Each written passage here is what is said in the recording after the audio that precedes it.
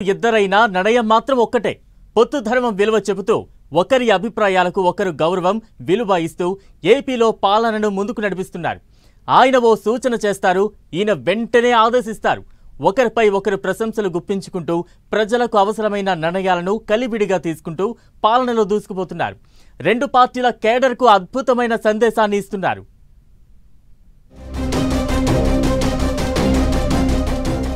ఇద్దరు నేతలు ఒకే మాట, ఒకే నిర్ణయం.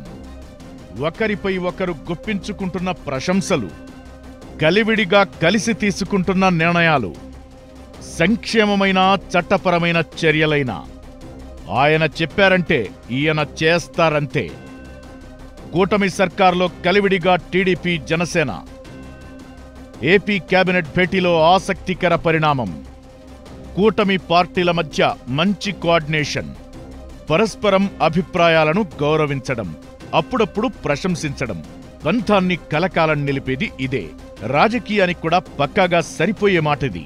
ఏపీలో కూటమి పార్టీల తీరు కూడా ఇప్పుడు ఇలానే కనిపిస్తోంది.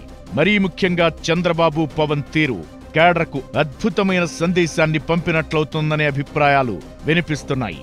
ఒకరిపై ఒకరు ప్రశంసలు గుప్పించడమే కాదు, ప్రజలకు అవసరమైన నిర్ణయాలు కూడా కలివిడిగా తీసుకుంటున్నారు. చంద్రబాబు సూచనలను డిప్యూటీ సీఎం పవన్ కళ్యాణ్ తూచా తప్పకుండా పాటిస్తున్నారు. ఇకటు పవన్ కళ్యాణ్ చెప్పిన సూచనలను చంద్రబాబు కూడా పక్కాగా ఫాలో అవుతున్నారు. దీంతో రాష్ట్రంలో మంచి పనులు జరుగుతున్నాయనే చర్చ జరుగుతోంది. ఏపీ కేబినెట్ భేటీలో ఇలాంటి ఆసక్తికర పరిణామం ఒకటి చోటు చేసుకుంది.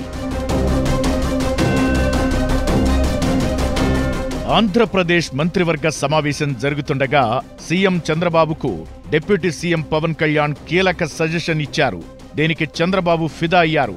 ఇది చాలా మంచి సూచన అని ప్రశంసించారు. వెంటనే చర్యలు తీసుకోవాలని అధికారులకు ఆదేశాలు జారీ చేశారు. మంత్రివర్గ సమావేశంలో చాలా విషయాలపై మంత్రులు చర్చ జరిపారు. ఈ సందర్భంగా నాలా చట్ట సవరణపైన చర్చ జరిగింది. దీనికి సంబంధించి డిప్యూటీ సీఎం పవన్ కీలక సూచనలు చేశారు.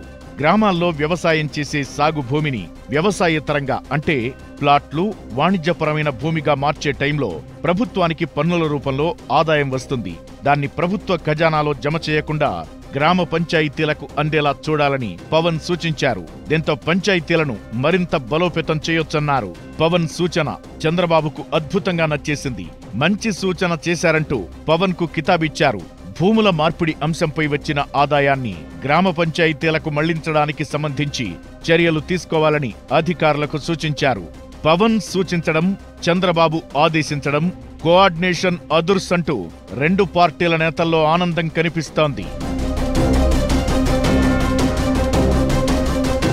పవన్ మీద చంద్రబాబు ప్రశంసలు గుప్పించడం కాదు, గతంలో చంద్రబాబు మీద పవన్ కూడా ఇలాంటి ప్రశంసలే గుప్పించారు.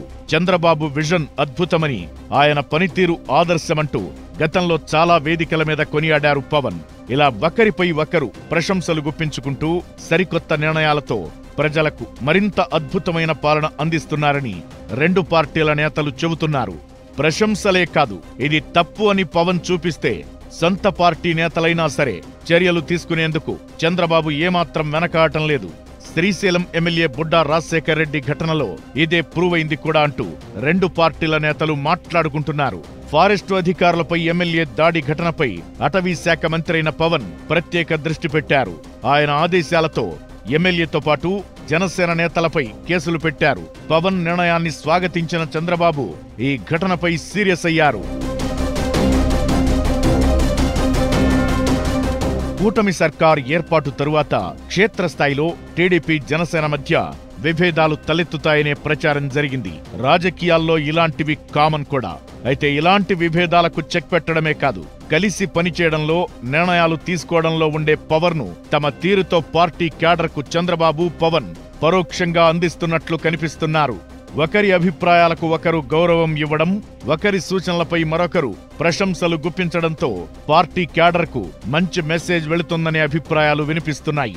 ఓవరాల్ గా కూటమి పార్టీల్లో మంచి కలివిడితనం కనిపిస్తోంది.